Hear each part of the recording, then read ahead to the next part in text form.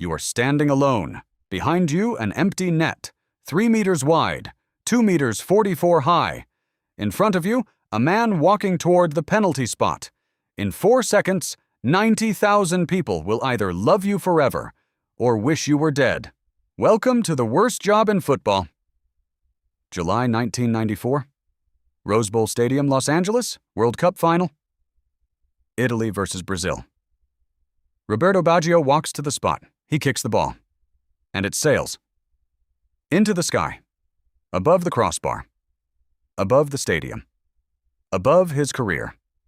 Baggio's face becomes the most famous image of failure in football history. Documentaries. Magazine covers. Tattoos. 30 years later, people still talk about that one kick. But there's a man you don't remember. The Brazilian goalkeeper. Claudio Taffarel. He didn't move. He didn't dive.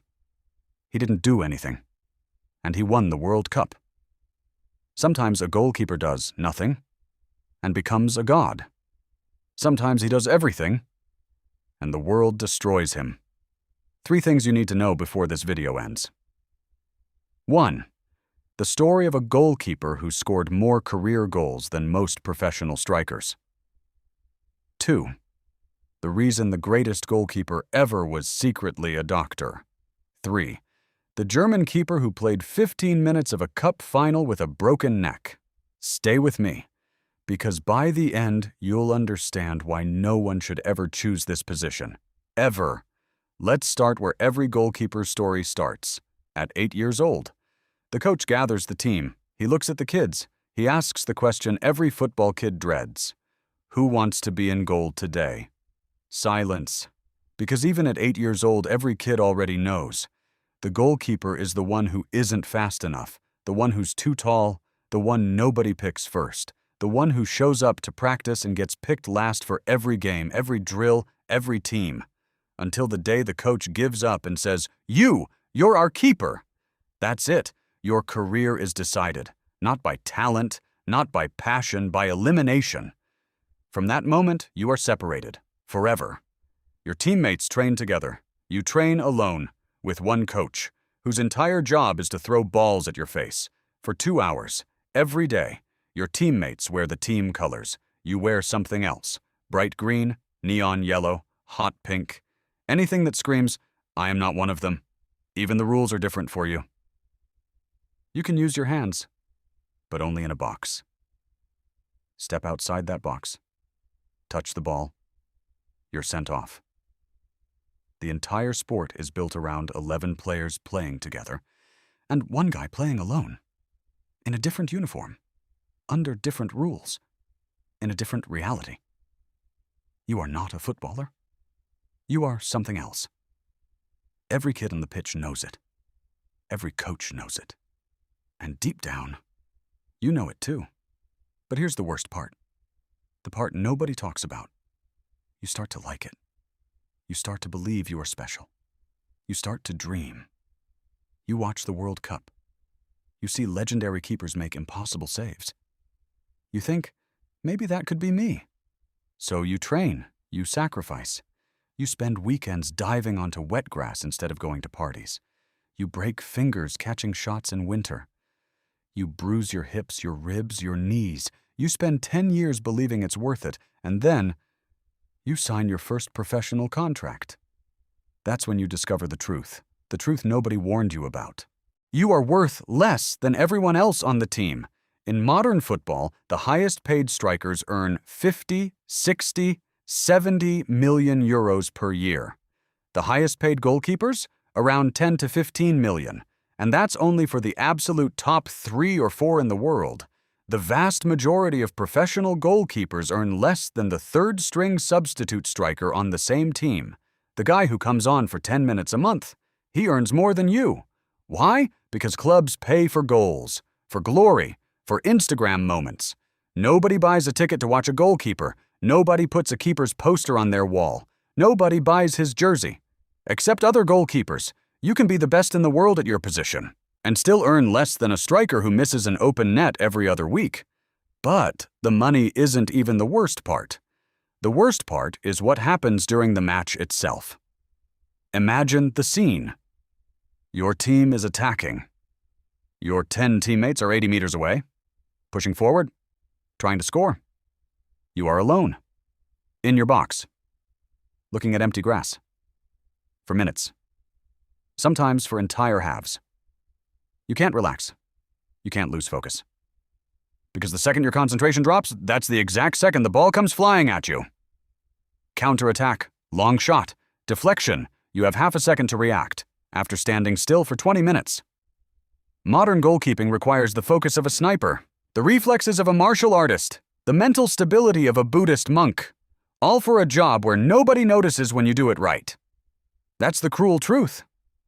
Nobody notices. Goalkeepers.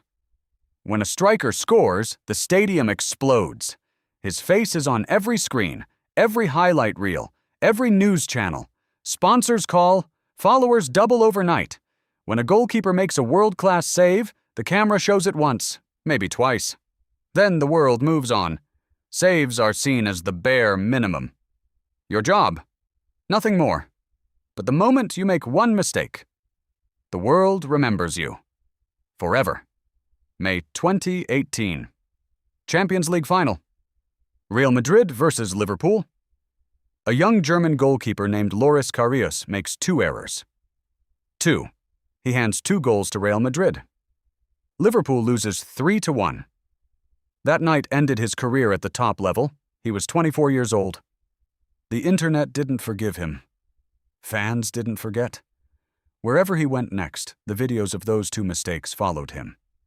He received death threats. His family received death threats. He spiraled into depression.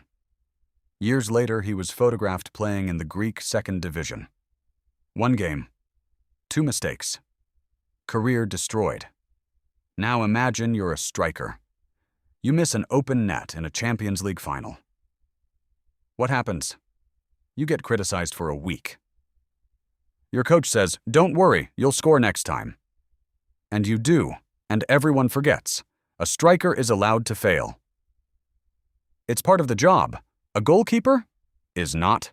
And by the way, remember that first anecdote I promised? About the goalkeeper who scored more goals than most strikers? His name was José Luis Chilavert, Paraguay, the 1990s.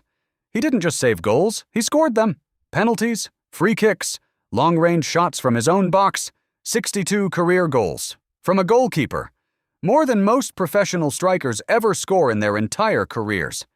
And yet, you've probably never heard his name, because that's the rule of being a goalkeeper. Even when you do something incredible. Even when you redefine what's possible at your position. The football world forgets you. Which brings us to the darkest part of this story. The part nobody wants to talk about. The mental cost. Studies have shown that goalkeepers suffer from depression at higher rates than any other position in professional football. The reasons are obvious. The pressure is constant. The mistakes are visible. The recognition is minimal. You play alone. You suffer alone. You are blamed alone. Robert Enke, German national team goalkeeper. One of the most talented keepers of his generation, he suffered from severe depression for years. In secret. Terrified that anyone would find out and end his career. November 2009. He walked onto train tracks near Hanover. He was 32 years old. His death forced football to finally talk about mental health among goalkeepers. But 15 years later, almost nothing has changed. Social media made every mistake permanent. Every error is now a meme, replayed millions of times, mocked forever. And then there's the story football has almost forgotten, the story of a man who played 15 minutes with a broken neck. May 1956. FA Cup final at Wembley Stadium. Manchester City versus Birmingham. The score is 3-1 for City. 17 minutes left. The goalkeeper for Manchester City is a German named Bert Trautmann. He dives at the feet of a Birmingham striker. There is a violent collision. His head hits the striker's knee. Trautmann gets up. His neck is twisted at an unnatural angle. He cannot turn his head properly. In 1956, there are no substitutions allowed. If he comes off, His team plays with 10 men in a cup final, so he stays on. For 15 minutes, Bert Troutman plays as a goalkeeper with a broken neck. He makes several crucial saves. Manchester City wins the FA Cup. 3 days later, doctors discover the truth. He had broken his second cervical vertebra. 1 millimeter further and he would have been paralyzed or dead. Bert Troutman was celebrated as a hero for weeks. Then the world moved on. Most football fans today have never heard of him. He died in 2013 in a small house in Spain. Almost no newspaper wrote about it. That's the deal a goalkeeper signs. Risk your life, save your team, and be forgotten. This is the job. This is what you sign up for. And on top of all this, your body breaks down, faster than anyone else's on the pitch. Goalkeepers suffer career-ending injuries at higher rates than outfield players. Shoulder dislocations from diving, broken fingers from catching shots, concussions from collisions with strikers, hip surgeries from years of landing on hard ground. Your body wears out. And unlike other positions, you can't compensate. A 35-year-old striker can adapt, use intelligence to replace lost speed.